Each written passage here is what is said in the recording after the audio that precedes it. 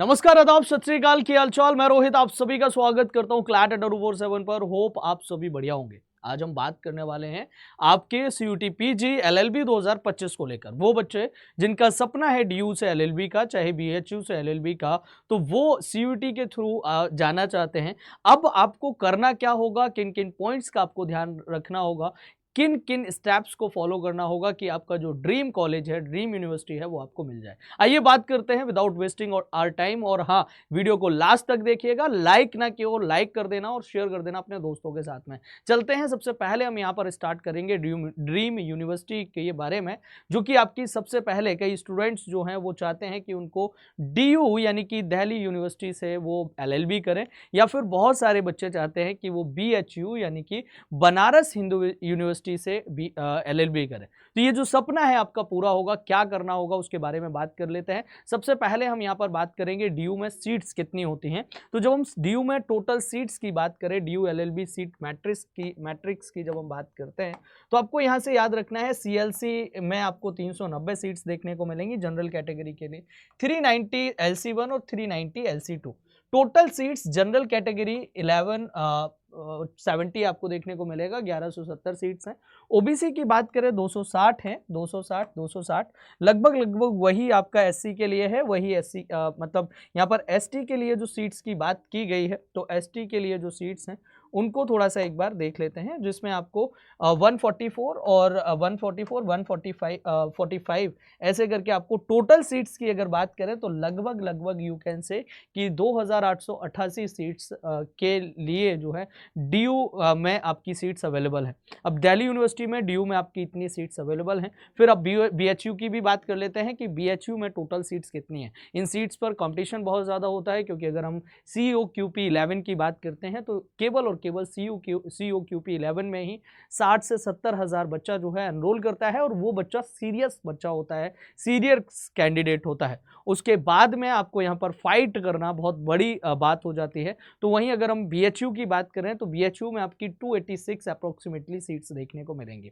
ये मैंने सीट्स की बात कर ली। अब आते हैं सिलेबस की बात कर लेते हैं कि सीयूटी पीजी एलएलबी का सिलेबस क्या होता है। सिलेबस में आपको रीडिंग कॉम्प्रिहेंशन जो कि लैंग्वेज में देखने को मिलेगा। अब लैंग्वेज में आपके पास हिंदी लैंग्वेज भी रहेगी और इंग्लिश लैंग्वेज भी रहेगी। आप हिंदी से करना चाहते हैं तो हिंदी में आपको आपका एग्जाम हो जाएगा। अगर आप इंग्लिश देना चाहते हैं तो आपका लैंग्वेज का टेस्ट होगा, वो आपको चूज करना रहेगा, हिंदी और इंग्लिश। उसके बाद में जनरल नॉलेज और अवेयरनेस आपका रहेगा यहाँ पर, जिसमें करंट अफेयर्स का भी वेटेज आपको देखने को मिलेगा। हिस्ट्री, ज्योग्राफी, पॉलिटी, इकोनॉमिक्स और स्टैटिक और साइंस भी आपको पढ़ना पड़ेगा। लॉजिकल एंड वर्बल रीजनिंग रहेगा आपका, और साथ ही साथ में कंप्यूटर के जो बेसिक्स हैं वो आपसे यहाँ पर पूछे जाएंगे। इस बार के पेपर में अगर हम देखें 2024 का जो पेपर हुआ है उसमें आप देखेंगे कंप्यूटर का वेटेज बहुत अच्छा खासा देखने को मिला है सीयूटी पीजी एलएलबी की अगर हम बात करते हैं तो। वहीं जनरल एप्टीट्यूड की जब बात की जाती है, ये मैथ्स के लिए है, तो जनरल एप्टीट्यूड भी अच्छा खासा वेटेज रखता है। आइए एक बार बात कर लेते हैं कि किस सब्जेक्ट के कितने क्वेश्चन आते हैं। एक एक पॉइंट को हम यहाँ पर क्लियर करेंगे, फिर उसके अकॉर्डिंग हम स्ट्रेटजी बनाएंगे। तो सबसे पहले अगर मैं यहाँ पर लैंग्वेज कॉम्प्रिहेंशन की बात करूँ तो 22 क्वेश्चन अप्रोक्सीमेटली आपके 22 क्वेश्चन इस बार 2024 के अकॉर्डिंग मैंने आपको इसको डिज़ाइन किया हुआ है। तो 2024 में अप्रोक्सीमेटली 22 क्वेश्चन जो हैं वो आपके इंग्लिश के रहे हैं, और वहीं अगर मैं जीके की बात करूँ 12 क्वेश्चन जीके से रहे हैं, 13 क्वेश्चन अप्रोक्सीमेटली आपके जनरल एप्टीट्यूड मैथ के रहे हैं, 12 क्वेश्चन आपके लगभग यू कैन से कि कंप्यूटर के रहे हैं, और आपके 16 क्वेश्चन जो हैं वो आपके लॉजिकल रीजनिंग के रहे हैं। ये पूरा आपका कितने क्वेश्चन किससे रहे हैं। एक क्वेश्चन की बात करें, एक क्वेश्चन 4 नंबर का होता है, और निगेटिव जो मार्किंग है वो -1 की होती है। तो 4 के अकॉर्डिंग अगर हम देखते हैं तो टोटल ऐसे 300 का बनता है, और 75 क्वेश्चंस जो हैं वो आपके टोटल पूछे जाते हैं। ये COQP 11 की हम बात कर रहे हैं, ये पूरा सिलेबस रहता है। इस सिलेबस को आपने फॉलो करना होता है, इस सिलेबस को आपने करना होता है। अब हम बात करेंगे कि आपको एक्स्ट्रा क्या करना है कि आप मैक्सिमम मार्क्स स्कोर करके आपका जो ड्रीम कॉलेज है, ड्रीम यूनिवर्सिटी है, वहाँ तक पहुँच पाए। तो उसके लिए सबसे पहला काम हम देख लेते हैं मंथ बाई मंथ जो ब्रेकडाउन मैंने आपके लिए बनाया हुआ है, एक टैक्टिकल प्लान बनाया हुआ है। हम यहाँ पर मैं कह सकता हूँ कि शानदार प्लान है। अगर आप इसको फॉलो करते हैं तो आप कोई भी नहीं रोक सकता आपके सपने को पूरा होने से। यहाँ पर सबसे पहले मई से लेकर जुलाई के बीच में आपको क्या करना रहेगा, और उसके बाद में अगर मैं आगे बात करूं अगस्त अक्टूबर में आपको क्या करना रहेगा, नवंबर दिसंबर में क्या करना चाहिए और जनवरी फरवरी में क्या करना चाहिए। मई से लेकर जुलाई तक की जब हम बात करते हैं तो सबसे पहले मई से लेकर जुलाई तक आपको अपने बेसिक्स, आपको अपना फाउंडेशन बिल्ड करना रहेगा। फाउंडेशन बिल्ड करने की जरूरत पड़ेगी। कब से कब तक? मई से लेकर जुलाई के बीच में। मई में क्या करना है, फिर जून एंड जुलाई में क्या करना है, वो भी सारी चीजें मैं मंथ वाइज एक एक पॉइंट आपको बताने वाला हूं। इसके बाद में अगर हम बात करें फिर अक्टूबर अगस्त अक्टूबर की, तो अगस्त अक्टूबर में आपको क्या फॉलो करना है, क्या करना है अगस्त से अक्टूबर तक, और फिर नवंबर दिसंबर में क्या करना है, जैन फेब में क्या करना है। बिकॉज अगर मैं बात करूं तो लगभग अप्रोक्सीमेटली आपका इस बार 2024 में मार्च में पेपर हुआ था, और लगभग हम वही लेके चल रहे हैं कि अगर इस बार भी मार्च में पेपर होता है तो आपका उसके अकॉर्डिंग मैंने ये स्ट्रेटजी बनाई हुई है। अगर इसको फॉलो करते हैं तो मजा आ जाएगा। सीरियसली बोल रहा हूँ, बहुत टाइम लगा इसको तैयार करने में, बहुत सोच समझ के इसको प्लान किया गया है। तो एक बार प्रॉपर देखिए यहाँ पर फाउंडेशन बिल्डिंग में आपको क्या करना होगा। तो पहले हम मई मंथ की बात कर लेते हैं। देखिए सबसे पहला जो काम करना होगा दैट इज कि आपको आपके एग्जाम पैटर्न की नॉलेज होनी चाहिए कि एग्जाम पैटर्न आपका कैसा रहेगा, क्या पूछा जाएगा, कौन कौन से क्या सिलेबस में आपसे पूछा जाएगा, कौन कौन से टॉपिक्स हैं जिन पर आपको काम करने की बहुत ज़्यादा ज़रूरत है। एक तो understanding the exam pattern. Second point है कि आपको आपका सिलेबस पता होना चाहिए कि इंग्लिश में क्या पूछा जाएगा और रीजनिंग में क्या पूछा जाएगा, जीके में क्या रहेगा, उसमें कौन कौन से सेक्शंस रहेंगे उसके बारे में आपको बहुत अच्छे से पता होना चाहिए। बहुत से लोग ये सोचते हैं कि नहीं यार हम तो ऐसे ही जाएंगे और पेपर दे के आ जाएंगे और हमें ड्यू मिल जाएगा, बीएचयू मिल जाएगा। भाई साहब मैं आपको बता दूं इतना ईजी नहीं है। हलवा नहीं रहा है कोई भी कॉम्पिटिटिव एग्जाम। जहां पर 50-60 हजार 70 हजार बच्चा बैठ रहा है तो इजी नहीं है।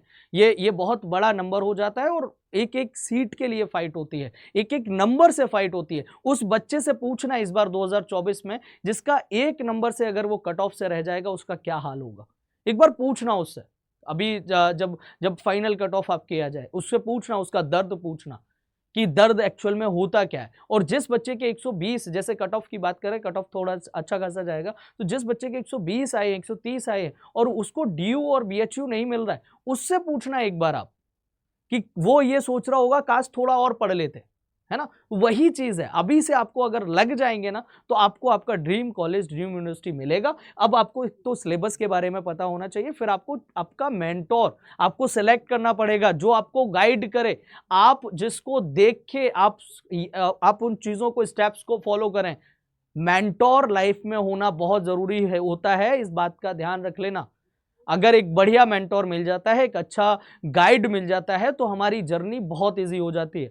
जैसे हम कहीं टूर पे जाते हैं और अगर हमें गाइड मिल जाता है तो एक एक चीज को वो समझाते हुए चला जाता है, एक्सप्लेन कर देता है, हमें बहुत अच्छे से नॉलेज हो जाती है और हमारी जर्नी बहुत शानदार रहती है। ठीक वैसे ही आपके ड्यूरिंग योर प्रिपरेशन अगर आपको एक बेस्ट गाइड मिल जाता है तो जो मेहनत आपको लगती है वो मेहनत भी कम हो जाती है और स्मार्ट वर्क के साथ में काम होता है बढ़िया तरीके से। एक मेंटोर होना बहुत जरूरी है। अगर आप चाहते हैं कि मैं आप एज अ मेंटोर आपके लिए काम करूं तो मेरे साथ में आप कनेक्ट हो सकते हैं। मुझे एक मेल ड्रॉप कर देना kumar.rohit@247.com पर। आप मुझे मेल करोगे, ठीक है, मैं आपको पर्सनल 1-to-1 गाइड करूंगा कि आपको कैसे प्रिपरेशन करनी है, आपको किन स्टेप्स को फॉलो करना है, कौन सी मिस्टेक्स नहीं करनी है जो बाकी के बच्चे कर देते हैं, वो सारी चीजें मैं आपको बताऊंगा। तो ये मेरा ईमेल आईडी नोट कर लो, मुझे मेल ड्रॉप कर देना, ठीक है। इसके बाद में आपको ये डिसाइड करना है कि आप सिलेबस आपने देख लिया, आपने सारी चीजें समझ ली, फिर आपको ये डिसाइड करना है कि आपको कोचिंग ज्वाइन करने की जरूरत है या नहीं है।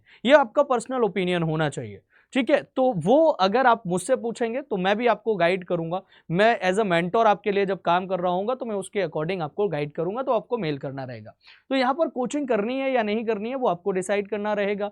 गैदर स्टडी मटेरियल, आपको पूरा स्टडी मटेरियल जो है वो इकट्ठा करना पड़ेगा, गैदर करना पड़ेगा सब कुछ। उसके बाद में आपको प्रीवियस ईयर पेपर भी सॉल्व करने रहेंगे कि क्या क्या क्वेश्चन पूछे गए हैं। प्रीवियस ईयर पेपर के लिए मैं आपको अड्डा की वेबसाइट से आप ले सकते हैं, अगर नहीं मिलते हैं मुझे मेल ड्रॉप कर देना, मैं आपको प्रोवाइड करा दूंगा प्रीवियस ईयर के पेपर सारे के सारे। तो ये solve previous year papers and आपको अपना बेस जो है वो बिल्ड करना पड़ेगा। सभी सब्जेक्ट के बेसिक कॉन्सेप्ट जो होते हैं वो आपको क्लियर करने पड़ेंगे, वो आपके बिल्ड होने चाहिए, उन पर आपकी कमांड अच्छी होनी चाहिए, फिर आपकी सब्जेक्ट पे मजबूती आती है, फिर उसके बाद आप बहुत अच्छा परफॉर्म कर पाते हैं। ये मई मंथ का काम मैंने आपको दिया है कि मई मंथ में आपको इतना करना है और ये लगना है। आज अगर वीडियो देख रहे हैं आज से लगना है, कल देख रहे हैं मतलब कल देखोगे या जब भी आप देखोगे, मई में वीडियो देखोगे, मई से उसी दिन से लग जाना है। आप अगर 25, 26, 27 अप्रैल को कभी भी देख रहे हो, आप लग जाओ यार अभी से, ठीक है, अभी से लगना पड़ेगा। फिर जून जुलाई में क्या करना है, जून जुलाई में आपको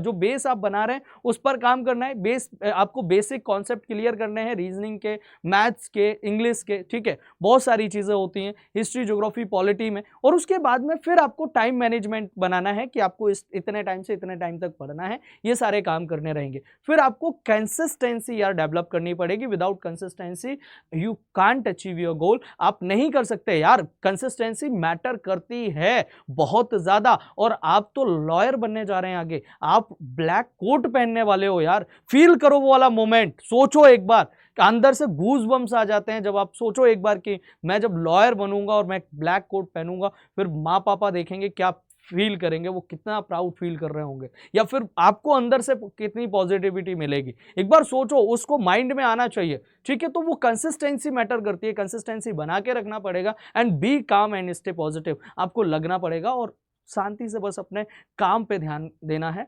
और आपको शांत रहना है, ठीक है। इसके बाद में अगर हम बात करें फिर आपको किन किन बातों का ध्यान रखना है, अभी मैंने स्ट्रेटजी बताई आपको मई से लेकर जुलाई तक की। नाउ अब मैं बताने वाला हूं कि आपको अगस्त से लेकर अक्टूबर तक क्या करना है। अगस्त से लेकर अक्टूबर तक की जब हम बात करते हैं, हमने यहां से फाउंडेशन बिल्ड कर लिया, हमने अपने बेसिक कॉन्सेप्ट क्लियर कर लिए, हमने सारी चीजें कर ली। फिर आपको अगस्त और अक्टूबर में इंटेंसिव लर्निंग करनी है, आपको डेप्थ में जाना है, जहां से जिस लेवल का क्वेश्चन पूछा जाता है उस लेवल पर आपको जाना रहेगा। यह काम करना रहेगा आपके अक्टूबर, अगस्त, सितंबर और अक्टूबर में। ये 3 मंथ्स में आपको डेप्थ में जाना है हर एक सब्जेक्ट के, उस उतने ही डेप्थ में जाना है जितने डेप्थ में आपसे क्वेश्चंस पूछे जा रहे हैं, वो टीचर आपको गाइड करेंगे, ठीक है।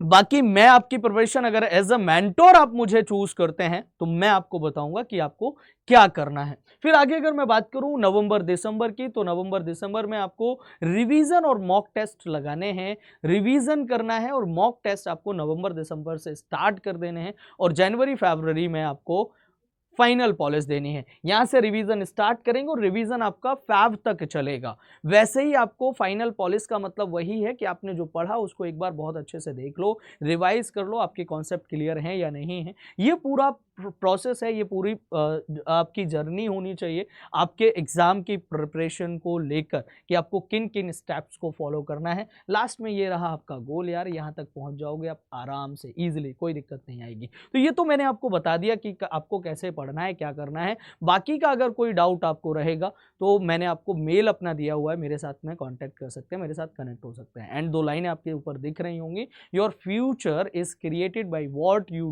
Do today not tomorrow. जो आज आप कर रहे हैं उसी पर आपका फ्यूचर डिपेंड करता है, वही आपका आज आपका कल निर्धारित करेगा कि कल आप क्या बनोगे।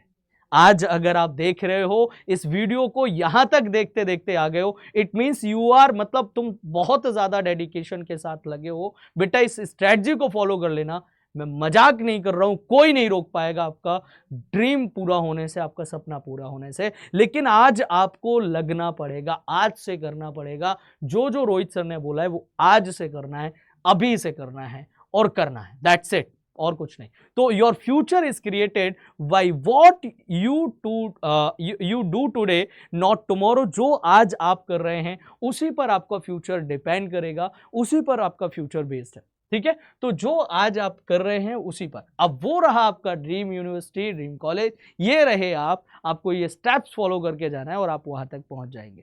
सो आर यू रेडी? एक बार मुझे कमेंट सेक्शन में कमेंट भरे मिलने चाहिए कि yes sir I am ready, मैं बहुत एक्साइटेड हूं इसके लिए। अब मैं आपको बताऊं तो ये सारे देख रहे हो आप, ये सब अचीवर्स हैं 2024 के। यहाँ पर 246 मार्क्स इसके आए हैं। अभय तिवारी के, रमन जी के आए हैं। तो ये पूरे आपके ये हमारे टॉपर्स की लिस्ट है। अब मैं बात कर लेता हूँ, देखो विजय बैच हमने अभी रिसेंट में लॉन्च किया है और ये बैच आपका 8 मई से स्टार्ट होने वाला है। 8 मई से ये बैच स्टार्ट होगा। इस बैच को आप चाहो तो ज्वाइन कर सकते हो। 8 मई से ये बैच स्टार्ट होगा। अभी 77% डिस्काउंट मिल रहा है, ये बैच आप ज्वाइन कर सकते हैं। अगर मेरी गाइडेंस चाहेंगे तो मैं आपको बता दूंगा कि क्या करना है क्या नहीं करना है। तो ये विजय बैच के फीचर्स है सारे के सारे, ठीक है। और बैच ज्वाइन करने से पहले मुझे मेल ड्रॉप करना मत भूलना, इस बात का ध्यान रखना। पर्सनली मेंटरशिप जो है वो आपको मिलेगी, लेकिन मैं बताऊंगा आपको क्या ज्वाइन करना है। हालांकि अभी भी मैं बताऊंगा कि आपको करना क्या है। ये कोड यूज करना है RK80, मेरी पर्सनल गाइडेंस मिलेगी आपको, और ये मेरा ईमेल आईडी है जिसके थ्रू आप जो है बैच ज्वाइन कर सकते हैं। अब मैं थोड़ा सा आपको बता देता हूं कि आपको करना क्या रहेगा। आपको अड्डा की वेबसाइट पे जाना है, ऑल कोर्सेज में जाना है, यूजी एंड पीजी में जाने के बाद में लॉ एंट्रेंस सेक्शन में जाना है। लॉ महापैक का ऑप्शन आएगा यहाँ पर। मैं बैच के लिए ये बोल रहा हूँ आपको। बैच अगर अभी से आप मई जून से जो स्टार्ट करते हैं तो अभी आपको क्या करना है, आपको इस पे जाना है, CUT PG LLB, इस पे जाके आपको सेलेक्ट करना है। यहाँ से 9 मंथ सेलेक्ट करना है। वहाँ पर अप्रोक्सीमेटली आप 10,000 फीस पे कर रहे थे। यहाँ पर जाना है तो आपको बाय नाउ पे क्लिक करोगे। कोड आपको क्या यूज करना है, कोड लगाना है RK80, RK80 कोड लगाओगे आप। ये आपको अप्रोक्सीमेटली लगभग 13,500 का कुछ, 700 का कुछ आपको ये बैच मिल जाएगा। अब इसका क्या फायदा है, 9 मंथ सेलेक्ट करने हैं आपको। इसका फायदा ये है कि आपके अभी का जो विजय 2.0 बैच है इसका एक्सेस मिल जाएगा। इसके पहले के भी जो बैचेस होंगे उनका एक्सेस रहेगा आपके पास। इसके बाद के जो बैचेस होंगे, चाहे हम प्रैक्टिस बैच की बात कर लें, चाहे हम रिवीजन बैच की बात करें, हर एक बैच का एक्सेस रहेगा। जितनी भी टेस्ट सीरीज आएंगी उन सब टेस्ट सीरीज का एक्सेस आपके पास रहेगा। अनलिमिटेड, इट मींस कि आपके पास अनलिमिटेड एक्सेस रहने वाला है। आपको अनलिमिटेड एक्सेस मिल जाएगा। कोई भी किसी भी तरीके से डाउट होता है मुझे मेल ड्रॉप करना मत भूलना, ठीक है। तो और कोड लगाना मत भूलना अगर आप बैच ज्वाइन करते हो। कोड है RK80 और इस RK80 कोड यूज करके आप यहां से मैक्सिमम डिस्काउंट के साथ में इस बैच को ज्वाइन कर सकते हैं। एक बार मुझे कमेंट सेक्शन में कमेंट करके जरूर बताना कि ये वीडियो आपके लिए हेल्पफुल रहा या नहीं रहा। एंड दूसरी चीज कि जो बच्चे अफोर्ड नहीं कर सकते बैच को, वो YT क्लासेस को फॉलो कर सकते हैं। मेरी क्लास रोज सुबह 10 बजे और रात 9 बजे इसी चैनल पर होती है, तो जाके उस क्लास को आप ज्वाइन कर सकते हैं। लेकिन हाँ, अगर अफोर्ड कर सकते हैं तो ज्वाइन जरूर करिएगा। कोड यूज याद रखिएगा RK80, ठीक है। इसी के साथ में यहीं पर इस सेशन को एंड करूंगा, फिर मैं आपसे मिलूंगा सीधे क्लासेस में। तब तक के लिए नमस्कार, जय हिंद। और भी स्ट्रेटजी वीडियो मैं आपके लिए लाता रहूंगा। Bye, take care of you.